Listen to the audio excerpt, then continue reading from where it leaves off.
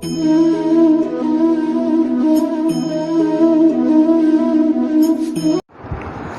આગળ ચર્ચા કરીએ તો અનુકૂલન કે સજીવ પોતાના વિસ્તારમાં અનિચ્છનીય પર્યાવરણીય પરિબળોનો સામનો કરવા માટે કાયમના માટે જે ક્રિયાવિધિ વિકસાવે છે, લાંબા ઉદ્વિકાસીય સમયગાળા દરમિયાન જે ક્રિયાવિધિ વિકસાવે છે, શાના માટે? તો કે પર્યાવરણીય કારકો જે છે એને કાયમના માટે હરાવવા, એની સામે કાયમના માટે જીત મેળવવા. તો સજીવ જે બાબતો અપનાવે છે, જે લક્ષણો અપનાવે છે કાયમના માટે, આ બાબતને અનુકૂલન કહેવાય છે. એટલે અનુકૂલન સજીવનું એક લક્ષણ છે, સવિશેષ લક્ષણ છે. ટેક્સ્ટબુક એવું કહે છે કે બહુ વિશેષ લક્ષણ છે. આ અનુકૂલન બહુ મહત્ત્વનું છે. આમ તો ચર્ચા કરી ગયા છે કે અનુકૂલન બાહ્યાકાર દ્રષ્ટિએ હોઈ શકે, કાં તો દેહધાર્મિક દ્રષ્ટિએ હોઈ શકે, અને સૌથી મહત્ત્વનું કાં તો વ્યવહારિક રીતે હોઈ શકે. ચાલો બાહ્યાકાર રીતે હોવું એનું એક એક્ઝામ્પલ આપું કે સપોઝ કે બાવળ કે જે ઓછા પાણીમાં જીવી શકે છે, તો બાવળની અંદર ઉગતા કાંટા કે જેથી એ ઉત્સેદન ઘટાડે એટલા માટે કાંટા વિકસે એવું કદાચ તમને ખ્યાલ હોય. અથવા તો હું એમ પણ કહી શકું કે બાવળ પરભક્ષીથી બચવા માટે એને એક અનુકૂલન સાધ્યું કે જેથી એને કોઈ ખાય નહીં, તો કે એ છે કાંટા. તો કાંટા નામનું જે લક્ષણ છે એ બાહ્યાકાર વિદ્યાની દ્રષ્ટિએ કે બાહ્યાકારની દ્રષ્ટિએ અનુકૂલન કહેવાય, કે જે આપણને દેખાય. ધારો કે મનુષ્યમાં ઊંચું તાપમાન સહન કરવા માટે આપણું જે આ માથું છે અહીંયા ધારો કે છત્રી જેવું શેપ નિર્માણ પામે, તો આને બાહ્યાકાર રીતે અનુકૂલન સાધ્યું એમ કહેવાય. દેહધાર્મિક કોને કહેવાય? કે મનુષ્ય છે એ હકીકતે તાપમાનને નિયંત્રણ કરવા માટે પોતાના શરીરમાં દેહધાર્મિક ક્રિયાઓમાં ચેન્જીસ થાય છે, શ્વસનના દરમાં ચેન્જીસ થાય છે કે પરસેવો વળે છે, તો આને દેહધાર્મિક રીતે અનુકૂલન સાધ્યું એમ કહેવાય. એટલે અનુકૂલન બાહ્યાકાર વિદ્યાની દ્રષ્ટિએ હોઈ શકે કે દેહધાર્મિક રીતે હોઈ શકે, જેમ કે પરસેવો વળવો, કે વ્યવહારિકનું એક્ઝામ્પલ કે રણમાં રહેતી ગરોળી તાપમાનથી બચવા માટે નથી તો પોતાની પાસે કોઈ બાહ્યાકાર લક્ષણો કે છત્રી જેવા લક્ષણો હોય કે પીછા હોય કે ગમે તે હોય, કે નથી એના શરીરમાં કોઈ એવી દેહધાર્મિક ક્રિયા કે જેનાથી પરસેવો વળે કે ઠંડી થાય, તો આ રણમાં રહેતી ગરોળી ધારો કે વધુ તાપમાનથી બચવા માટે ક્યાંક છાયામાં વહી જાય એવું એ વલણ અપનાવે, તો મિત્રો આને વ્યવહારિક વલણ કહેવાય. અને એનું બિહેવિયર એવું છે કે તાપમાન વધે એટલી છાયામાં વહી જાય અને તાપમાનથી બચે, તો મિત્રો આવા પ્રકારનું અનુકૂલન એને વ્યવહારિક અનુકૂલન કહેવાય. હવે આ અનુકૂલન છે ને એ મહદ અંશે સજીવોને પોતાના જીવનની અંદર જીવિત રહેવા અને પ્રજનન બહુ મહત્વનું છે એક્ઝામ પોઈન્ટ ઓફ વ્યૂ. શું આ બધા ઓમ ટોપિક બહુ સહેલા લાગે, પણ આવી રીતે વ્યવસ્થિત લીટી વાંચો તો ખબર પડવી જોઈએ કે અનુકૂલન છે એ સજીવને પોતાના નિવાસસ્થાનમાં નોટ ઓનલી જીવન પ્લસ પ્રજનન બંને માટે યોગ્ય બનાવે છે. પ્રજનન માટે યોગ્ય ન બનાવે ને ખાલી જીવિત રહેવા માટે યોગ્ય બનાવે તો પણ એનું અસ્તિત્વ ટકે નહીં. પ્રજનન થાય તો પેઢી દર પેઢી પોતાનું સાતત્ય એટલે કે અસ્તિત્વ જળવાય. અનુકૂલન એ જે લક્ષણો છે એ લાંબા ઉદ્વિકાસ દરમિયાન જેને કહેવાય સજીવમાં આવ્યા હોય, એકાએક ન આવે, કે ધારો કે આ જગ્યાએ આપણે મનુષ્ય આ જગ્યાએ રહી છે આપણા સિટીમાં અને આ જગ્યાએ તાપમાન વધે છે, તો કાંઈ એકાએક આપણામાં છત્રીયું ન ઉગી જાય કે કોઈ પણ સજીવની વાત છે. એટલે બહુ લાંબા ઉદ્વિકાસીય ગાળા દરમિયાન તેઓ વિકસિત થયા છે અને જનીનિક રીતે સ્થાયી થયા છે. જનીનિક રીતે સ્થાયી એટલે તો કે હવે લાંબા ગાળે આ અનુકૂલનના જે લક્ષણો સજીવમાં આવ્યા તો એના જનીનોય આવી ગયા અને પછી જનીનો આવી ગયા એટલે પેઢી દર પેઢી જનીનોનું વહન થાય અને પોતાની સંતતિમાં પણ જેને કહેવાય કે આ લક્ષણો આવે જેને જનીનિક રીતે સ્થાયી થયા એમ કહેવાય. તો વિવિધ એક્ઝામ્પલ આપણે જોવાના છે અનુકૂલનના. પહેલું છે ઉત્તર અમેરિકાની અંદર જોવા મળતા કાંગારૂ ઉંદર. એક્ઝામ પોઈન્ટ ઓફ વ્યૂ વિદ્યાર્થીઓ અહીંયા ભૂલ કરે કે ઓમ શું કાંગારૂ એટલે આપણે ઓસ્ટ્રેલિયા જ પહેલેથી મગજમાં ભૂસું ભરાયેલું છે. એટલે ઉત્તર અમેરિકાના રણમાં જોવા મળતા કાંગારૂ ઉંદર પાણી સંબંધિત સમસ્યાઓનો સામનો કરવા માટે બે વસ્તુ વિકસિત કરેલી છે. નંબર 1 કે એ પોતાની પાણીની જરૂરિયાત પોતાના શરીરની અંદર જે ફેટ હોય જે ચરબી હોય એનું બીટા ઓક્સિડેશન કરે જેથી બાય પ્રોડક્ટ તરીકે પાણી નીકળે અને આ જે પાણી છે ને એનો ઉપયોગ પોતાની દેહધાર્મિક ક્રિયામાં કરે. આ પહેલું અનુકૂલન. એટલે આ દેહધાર્મિક અનુકૂલન કહેવાય. બીજું કે મૂત્ર સાંદ્ર ઉત્પન્ન કરવું. આ વસ્તુ તો સમજી શકાય એવી વાત છે. આપણે શ્વસનનો જે પરિપથ હોય ને મિત્રો, શ્વસનનો પરિપથ એમાં આવે, પણ જો કે આપણે નથી આવતું એટલે આવી ચર્ચા આપણે ન થઈ હોય કે લિપિડનું અથવા ફેટી એસિડનું બીટા ઓક્સિડેશન. તો આ લોકો ચરબીનું જેને કહેવાય પોતાના શરીરમાં રહેલી ચરબીનું ઓક્સિડેશન કરે અને બાય પ્રોડક્ટ તરીકે પાણી નીકળે અને આ પાણીનો ઉપયોગ પોતાની દેહધાર્મિક ક્રિયાઓમાં કરે, મૂત્રસાંદ્ર બનાવે. બીજું એક્ઝામ્પલ કે રણની ઘણી બધી વનસ્પતિઓ છે એ પર્ણ ઉપર જાડું ક્યુટિકલનું લેયર ધરાવે, બાષ્પોત્સર્જન ઘટે, પછી પર્ણરંધ્ર જે છે એ ઊંડા હોય, નિમગ્ન વાયુરંધ્રો આપણે જેને કહી શકીએ, અને વિશિષ્ટ પ્રકારનો પ્રકાશ સંશ્લેષણનો દર, ક્રેસ્યુલેશન એસિડ મેટાબોલિઝમ આપણે ભણી ગયા. ક્રેસ્યુલેશન એસિડ મેટાબોલિઝમ કે રણની વનસ્પતિમાં આ પરિપથમાં આપણે એવું ભણ્યા હતા કે અતિશય તાપમાન જેને કહેવાય કે 8 વાગે ત્યાં ભૂકા કાઢી નાખે, તો આવી વનસ્પતિઓમાં એવું હોય કે દિવસ દરમિયાન વાયુરંધ્ર સંપૂર્ણ રીતે બંધ હોય અને રાત્રિ દરમિયાન જેને કહેવાય કે વાયુરંધ્ર છે એ ખુલ્લા હોય અને રાત્રિ દરમિયાન કાર્બન ડાયોક્સાઇડ કોષની અંદર જાય અને મેલિક એસિડ સ્વરૂપે સંગ્રહ પામે વનસ્પતિમાં, અને દિવસ દરમિયાન પાછું આ જે મેલિક એસિડ જે છે એમાંથી કાર્બન ડાયોક્સાઇડ બહાર નીકળે અને પાછું કાર્બનનું સ્થાપન થાય. તો આ અનુકૂલન છે, દેહધાર્મિક અનુકૂલન કહેવાય કે રણમાં ઉગતી વનસ્પતિઓ છે. હવે દિવસે તાપમાન એટલું બધું હાઈ છે, ઇવન 9 વાગે પણ જેને કહેવાય કે દજાડી નાખતું તાપમાન હોય તો એ વાયુરંધ્ર ખોલે ક્યારે? જો ખોલે તો ઉત્સર્જનનો દર વધે, તો પાણી કેમ બચે? તો આ એના અનુકૂલન છે કે CAM ક્રેસ્યુલેશન, ક્રેસ્યુલેસી આપણે ભણી ગયા કે આ એક ફેમિલી છે કે જે ફેમિલીની અંદર જોવા મળતી વનસ્પતિઓમાં સામાન્ય રીતે CAM પાથવે આપણને જોવા મળે છે. તો આ એના અનુકૂલનો છે. પછી ફાફડા થોર કે એની અંદર પર્ણ જે છે એ નથી હોતા અને પર્ણ જેવું કામ મીન્સ કે એનું જે પ્રકાંડ છે જાડું ચપટુમય પ્રકાંડ એ પોતે પ્રકાશ સંશ્લેષણ કરે છે. તો આ એક પ્રકારનું અનુકૂલન છે. ત્યારબાદ એલેન્સ રૂલ્સ બહુ મહત્વનો, મજા આવે એવો છે કે ઠંડી આબોહવાયુક્ત વિસ્તાર હોય ને ત્યાં જોવા મળતા જે સસ્તન છે ને એના સામાન્ય રીતે કાન એટલે કે બાહ્યકર્ણ, કાન એટલે બાહ્યકર્ણની વાત છે, કાન ટૂંકા, બાહ્યકર્ણ ટૂંકું અને ઉપાંગોય ટૂંકા હોય. શું કામ? આપણે હજી ગયા લેક્ચરમાં જ ભણ્યા કે જેમ આ ટૂંકા એમ સરફેસ એરિયા ઓછો, ને સરફેસ એરિયા ઓછો એટલે એટલી ગરમી ઓછી એ બહાર કાઢે. ઠંડા વિસ્તારમાં એટલી ગરમી જે છે એ ઓછી જેને કહેવાય વ્યય થાય. શરીર નાનું હોય એટલે વ્યય રેડી. એટલે ટૂંકા કાન અને ટૂંકા ઉપાંગો ધરાવે. જો લાંબા કાન એમ ઓલા હાથીની જેમ હોય ને ઉપાંગો ઝાઝા લાંબ હોય તો ઝડપથી ઉષ્મા છે એ શું થાય? વ્યય થાય. ઝડપથી ઉષ્મા વ્યય થાય તો શું થાય? તો એને શ્વસનનો દર વધારવો પડે. શ્વસનનો દર વધારવા માટે વધુ ખોરાક જોઈએ, વધુ ખોરાકની શોધમાં નીકળવું પડે આને. એટલે કાન અને ઉપાંગો જે છે ને એ ટૂંકા હોય, આખો દેહ નહીં.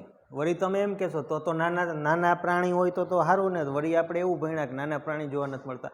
એટલે કમ્પેરેટિવલી પોતાનો જે દેહ છે એની સાપેક્ષે જે કાન અને ઉપાંગ હોવા જોઈએ તેની વાત કરે છે. તો આને એલેનનો નિયમ કહેવાય કે ઠંડી આબોહવાયુક્ત જે વિસ્તારો છે ત્યાં જોવા મળતા સસ્તન પ્રાણીઓ જે છે એ ઉષ્માનો વ્યય ઘટાડવા માટે ટૂંકા કાન, હવે આ કાન લાંબા હોય તો એમ બહુ કંઈ જાજો ફરક નથી પડતો, ટૂંકા કાન અને ટૂંકા ઉપાંગો ધરાવે. તો આ એનું અનુકૂલન છે. આ અનુકૂલન છે. આ બાહ્યાકાર વિધેયની દ્રષ્ટિએ જોવા મળતું અનુકૂલન કહી શકાય. ધ્રુવીય સમુદ્રમાં, ઠંડો વિસ્તાર, ધ્રુવીય સમુદ્રમાં સીલ છે, વેલ છે જેવા જલીય સસ્તનો ઉષ્મા ગુમાવવી ન પડે ને એટલા માટે ત્વચાની નીચે જાડું ચરબીનું થર હોય જેને બલ્બર કહેવાય. બલ્બર એટલે જલીય સસ્તનો હોય એની અંદર ત્વચાની નીચે જોવા મળતું ચરબીનું જે સ્તર હોય એને બલ્બર કહેવાય. આપણે કેમ અહીંયા પેટના વિસ્તારમાં જે ચરબીનું થર હોય એને બેલી કહેવાય, બેલી ફેટ કહીએ આપણે, એમ બલ્બર એટલે જલીય સસ્તનો છે માછલીઓ એની નીચે જોવા મળતું થર. તો આ થર શું કામ કરે છે? ઉષ્મા અવરોધક, એટલે પોતાનું બોડી જે છે એની અંદર ટેમ્પરેચર મેન્ટેન રહે, આ અનુકૂલન છે. એવી જ રીતે બહુ મહત્વનું આપણે 11મા ધોરણમાં ભણ્યા હતા શ્વસન તંત્રમાં કે આપણે બહુ વધારે ઊંચાઈએ જાય ને, વધારે ઊંચાઈએ જાય પર્વતો ઉપર તો ઉબકા થાય, થકાવટ મહેસૂસ થાય, ધબકારા વધી જાય. શું કામ? તો કે વધુ ઊંચાઈએ હવા પાતળી હોય. હવા પાતળી એટલે શું? કે ઓક્સિજનનું પ્રમાણ ઓછું હોય, એટલે કે પાર્શિયલ પ્રેશર ઓફ ઓક્સિજન ઓછું હોય, એટલે આપણા બોડીને ઓક્સિજન ઓછો મળતો હોય.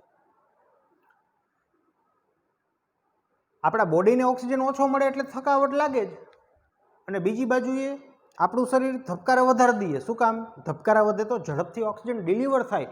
એક તો ઓછો છે તો ઝડપથી બ્લડ પ્રેશર વધે તો ઝડપથી જે રિક્વાયરમેન્ટ છે બોડીના કોષોની એ પૂર્તતા થાય એટલે ધબકારા વધી જાય. પછી ઉબકા આવવાનું કારણ શું? તો તમને ખબર હોય તો જેમ ઉપર જાય એટલે હવા પાતળી થાય ને એટલે જે પ્રેશર છે એમાંય ચેન્જીસ થાય.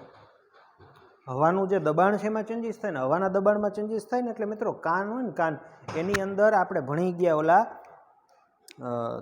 3 અર્ધવર્તુળી નલિકા હતી. એ નલિકામાં જે પાણી હોય ને એની મૂવમેન્ટમાં પણ ચેન્જીસ થાય અને એની મૂવમેન્ટમાં ચેન્જીસ થાય એટલે આપણે ભણ્યા કે અહીંયાથી સીધું CTZ કિમોરિસેપ્ટર ટ્રિગર ઝોનને સંદેશો જાય અને ઉલટી અને ઉબકાની એક્ટિવિટી થાય.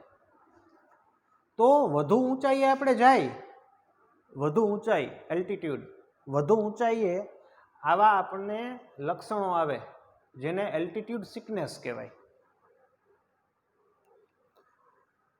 કારણ શું? એ આપણે જોયું કે પાર્શિયલ પ્રેશર ઘટી જાય ને એટલે શ્વસનનો દર ઘટે એટલે ઓબ્વિયસલી થકાવટ લાગે જ.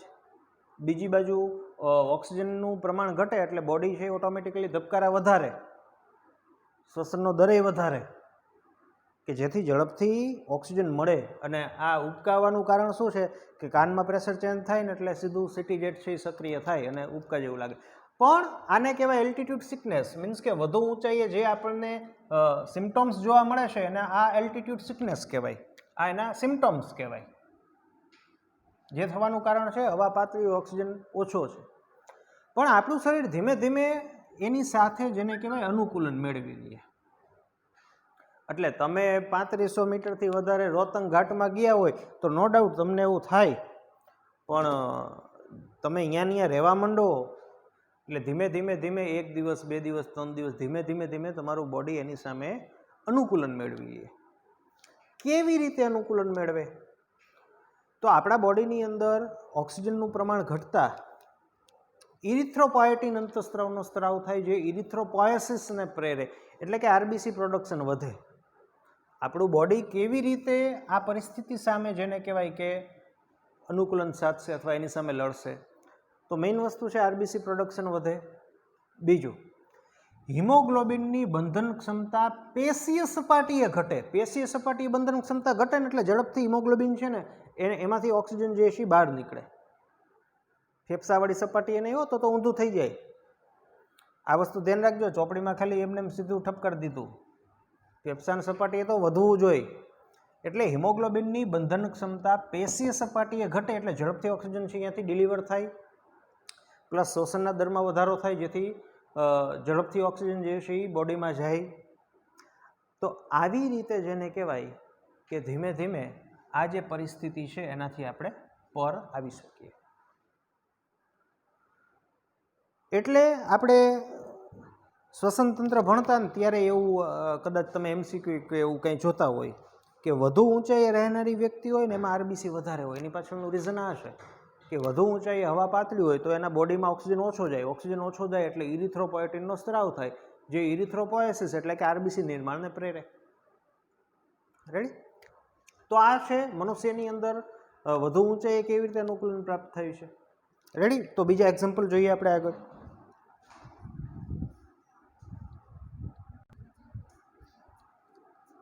તો બીજા અનુકૂલનના ઉદાહરણો છે આર્કિયોબેક્ટેરિયા. સામાન્ય રીતે કોઈ પણ સજીવ જે છે એની અંદર થતી જે દેહધાર્મિક ક્રિયાઓ અથવા તો ડિટેલમાં જોઈએ તો કોષોની અંદર થતી જીવરાસાયણિક ક્રિયાઓ કોઈ ચોક્કસ સાંકડી તાપમાનની રેન્જમાં, સાંકડી તાપમાનની ક્ષેત્ર મર્યાદામાં ઇષ્ટતમ રીતે બહુ જ સારી રીતે થતી હોય. એટલે કે મનુષ્ય છે તો એમાં 37 ડિગ્રી સેલ્સિયસ તાપમાન જો કોષોનું હોય, કોષોમાં હોય, શરીરમાં હોય, તો કોષોમાં થતી જીવરાસાયણિક ક્રિયા બહુ સારી રીતે થાય અને મોટાભાગની જીવરાસાયણિક ક્રિયાઓ ઉત્સેચકો દ્વારા થતી હોય, આપણને ખ્યાલ છે. મોટે ભાગે સજીવોમાં આ બહુ મહત્વનો શબ્દ છે કે સાંકડી તાપમાન ક્ષેત્ર મર્યાદામાં થાય. તો 37 પ્લસ ઓર માઇનસ 3 થી 4 ડિગ્રી સેલ્સિયસ, 3 થી 4, પછી 4 થી વધે એટલે કે 42 ડિગ્રી 43 ડિગ્રી હોય એટલે એ દાખલ કરવાનો જ થાય. તાવમાં 42 ડિગ્રી તાપમાન એટલે ઘણું કહેવાય, હાઈ ફીવર કહેવાય. તો આ તાપમાને કે ઇવન આપણા શરીરનું ટેમ્પરેચર ઘટી જાય તો પણ ઉત્સેચકો નિષ્ક્રિય બની જાય.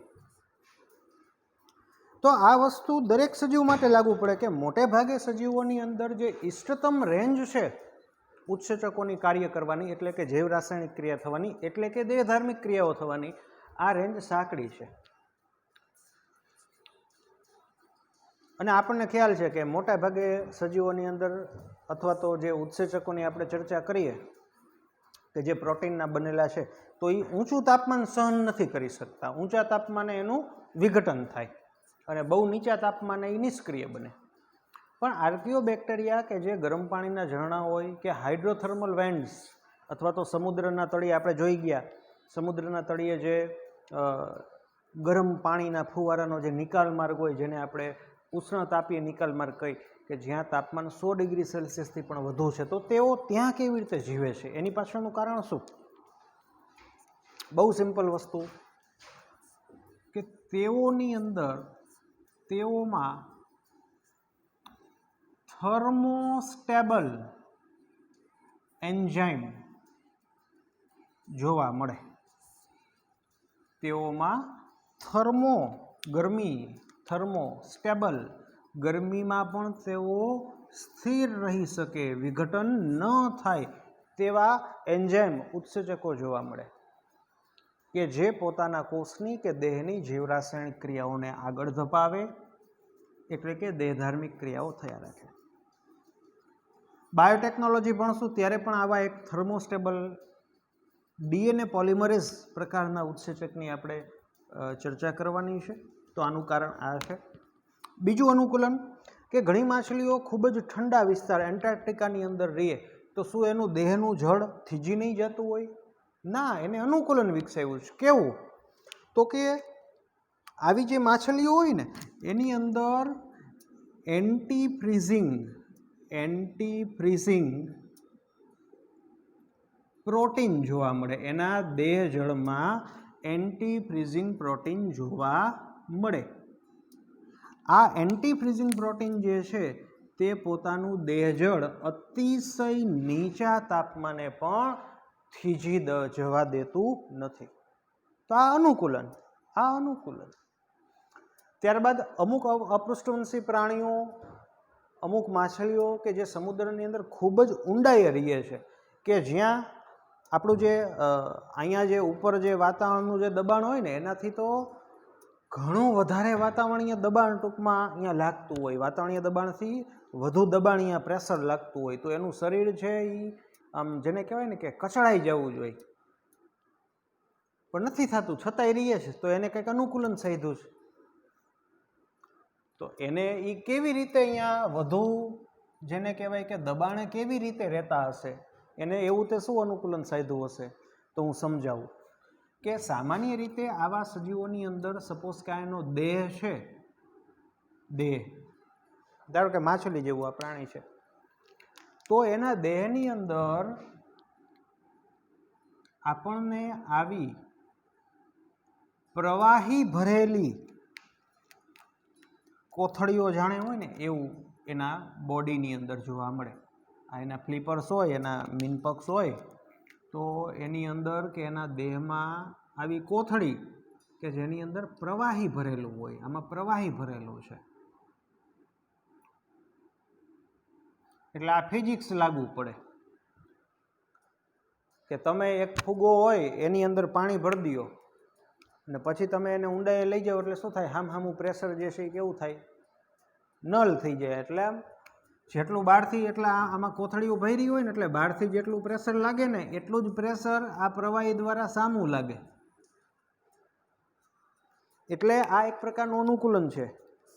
તો આને કેવું અનુકૂલન સાધ્યું કે આવા સજીવોના દેહમાં પ્રવાહી ભરેલ કોથળીયુક્ત રચના જોવા મળે, જે બાહ્ય દબાણ સામે ટકી રહેવામાં સજીવને મદદરૂપ થાય. કેવી રીતે? તો કે આ પ્રવાહી, આ તમારું ફિઝિક્સ છે, પ્રવાહી સામે એટલું બળ જેને કહેવાય કે આમ પ્રેશર ક્રિએટ કરે એટલે બે બાજુ સરખું થઈ જાય. રેડી? તો અનુકૂલન. ત્યારબાદ જે આપણે ટોપિકની શરૂઆતમાં જ જે ચર્ચા કરી હતી કે અનુકૂલન 3 પ્રકારના હોય છે, બાહ્યાકાર, દેહધાર્મિક અને વ્યવહારુક. તો આ વ્યવહારુનું ઉદાહરણ કે ઘણા બધા પ્રાણીઓ જે છે એની અંદર દેહધાર્મિક કે બાહ્યાકાર પ્રકારના અનુકૂલનોનો અભાવ જોવા મળે છે.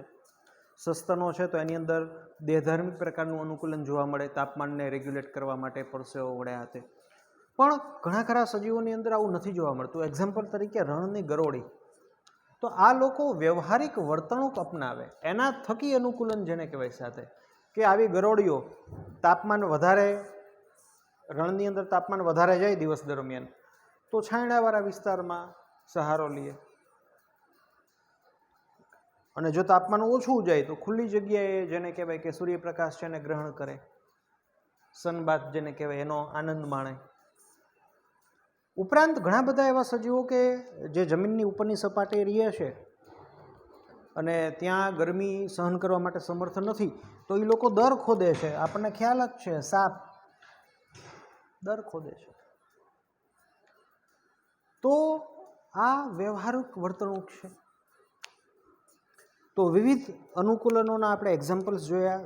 દરેક વસ્તુ જેને કહેવાય એક્ઝામ પોઈન્ટ ઓફ વ્યૂ બહુ મહત્ત્વની છે, સમજવું બહુ ઇઝી છે. આ જે ક્વેશ્ચનો છે એ આપણને ખ્યાલ હોવા જોઈએ, જેને આપણે ક્યાંક સાઈડમાં ટંકાવી દેવા. રેડી? તો મળીએ ફરીથી નેક્સ્ટ લેક્ચરની અંદર.